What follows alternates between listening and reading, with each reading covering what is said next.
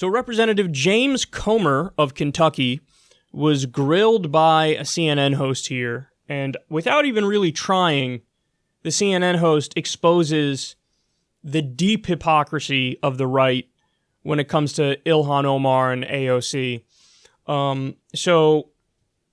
This speaks for itself. You'll see. Comer gets caught in a logic chokehold, and then his brain malfunctions. Do you want to see a sitting president say, you should leave this country, in effect, if you disagree with my view of it? You must hate this country and, to be fair, falsely claim that they're pro-terrorist. There's nothing in the comments there that support the president's attack on them. Is that a vision of America that you support? What I think the president was trying to imply is if you're not proud of America, if you do not want to stand when the national anthem's being played, if you're ashamed of the way that our country's operated, you're more than welcome to leave the country. And I don't think there's anything racist about disagreeing that. With the president? The president said in a 2017 interview, when he was confronted about Vladimir Putin, he compared the U.S. to Russia. This was with Bill O'Reilly. Bill O'Reilly said Putin is a killer. The president said, I'm quoting him, there are lots of killers. We have a lot of killers. Well, you think our country is so innocent? That's the sitting president of the United States comparing America to an authoritarian country, Russia. That's criticism. Does he hate America for making that comment? I don't think that anyone in America would agree with 100% of what President Trump says. I don't think anyone in America would agree with 100% of what any of the Democrats say. The bottom line is the root of this interview is the president a racist? And just last week, Ocasio-Cortez implied that Nancy Pelosi was a racist. I don't think Nancy Pelosi's a racist, nor do I think that Donald Trump's a racist. I think that anytime they get in the... Are the comments racist? I do not take the comments as being racist. I think the president's basically saying if you think there are other countries, and if you sit in the committees, I'm on several committees with all four of the members of the so-called squad, and they're constantly complaining about America. And that's one big difference between conservatives. We're proud of America. About the we want to improve America. And they're expressing disagreements with policies. That's different from, is that not different from complaining about the country? I mean, this is a president who was elected. He made many very public criticisms of the way he saw America today. I mean, that was his essential message in 2016. Can't you and others make a distinction between criticizing the situation in the country from somehow saying you dislike the country or hate the country? I mean, this is the nature of politics for 230 some odd years. I honestly do not think the tweets were racist. I think that the media has overblown the tweets. What happened to your brain? That was just a total malfunction. No, they have no response. And the crazy thing is, he never thought about that. That never occurred to him until that point was made right in front of his face. Never occurred to him before. So he said repeatedly, well, hey, if you're not proud of the U.S., if you don't stand for the national anthem, if you don't like the way the country functions, if you're constantly complaining about America, why don't you get out? And the CNN host Jim Scudo was like, "What? But wait, that's Trump ran on Make America Great Again.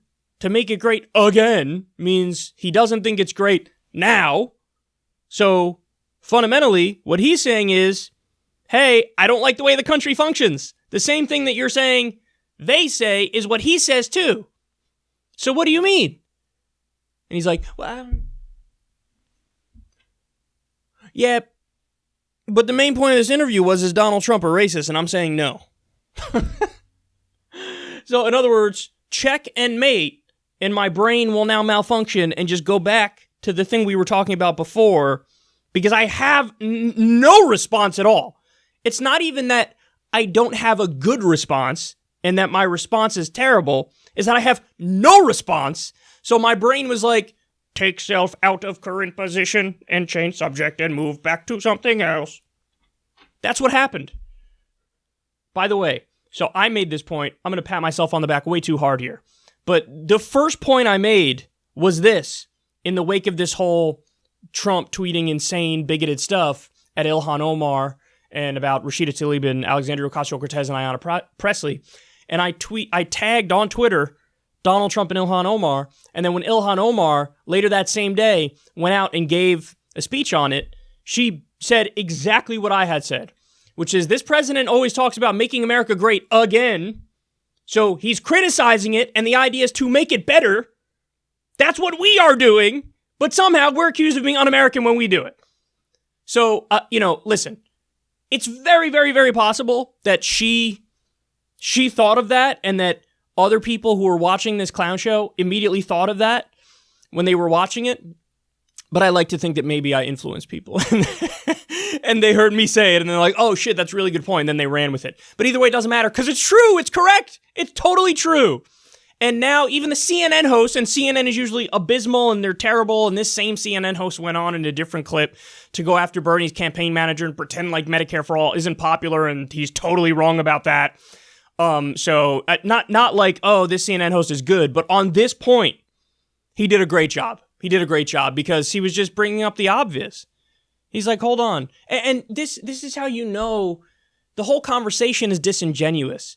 Like the Republicans on this issue are just so beyond the pale that on some level you have to think they even know that they're being dishonest. Because that's an inescapable truth.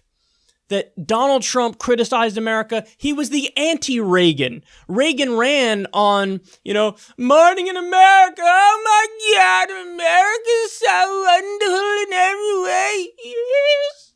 And then Trump comes along and says, everything's terrible, wrong, bad, make America great again, because our cities are disgusting, and they're doing terrible, we're not doing good in this country, we need to rebuild this country. So the whole thing was like, and by the way, I gave him credit for that because I thought it was it was smart populist politics to talk, hey, things are messed up and we got to fix them. That's smart populist politics. It acknowledges that we have a lot of problems. But again, when he does it, he thinks, oh, what do you mean? This is totally great. This is totally fine.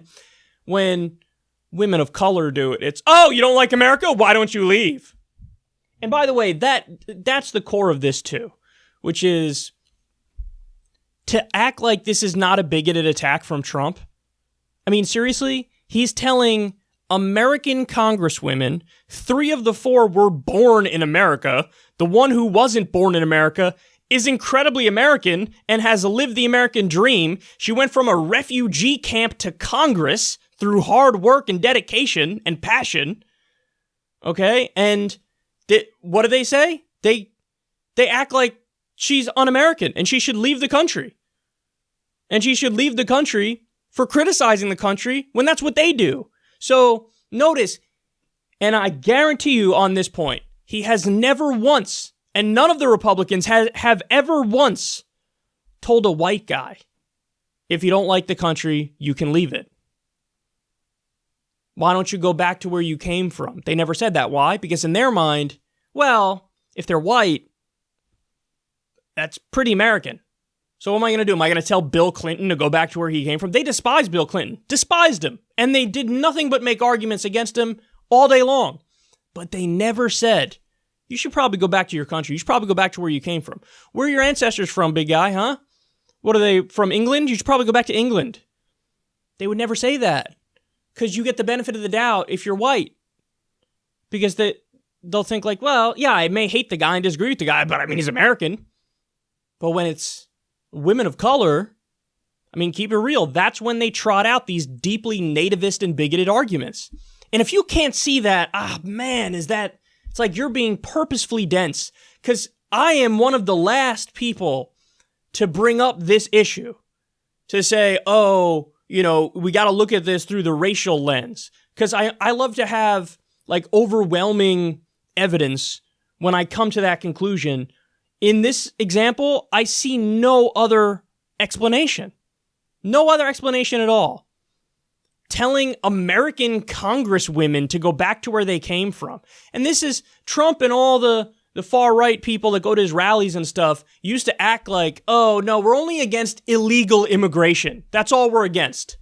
Well, that morphed rather quickly to U.S. congresswomen who are U.S. citizens, 3 of the 4 born in the United States, And again, the one who isn't is still American. So it went from illegal immigrants to legal immigrants to, fuck it. You disagree with me politically and you have dark skin, so you should leave. And also, the free speech people. Trump was just talking about last week at his social media summit. We believe in free speech. Unbelievable. Believe me. What we need to protect freedom of speech in this country. So you have U.S. congresswomen who criticize this country, and you say you should leave? That is fundamentally the opposite of freedom of speech. So basically, if you're a person of color and a woman of color, you need to only blow America all day long and talk about how wonderful America is all day long. All day long. Or else you're un-American and you're anti-American and you should go back to where you came from. If you believe in free speech, it would never occur to you ever to tell somebody for disagreeing with you politically and criticizing the country that they should probably leave the country. So, yeah, there is a strong line of bigotry that goes back through all this stuff. And as you can tell, when you catch them in that massive hypocrisy of Trump always criticizes America and you love it, they have no answer. So their brains malfunction.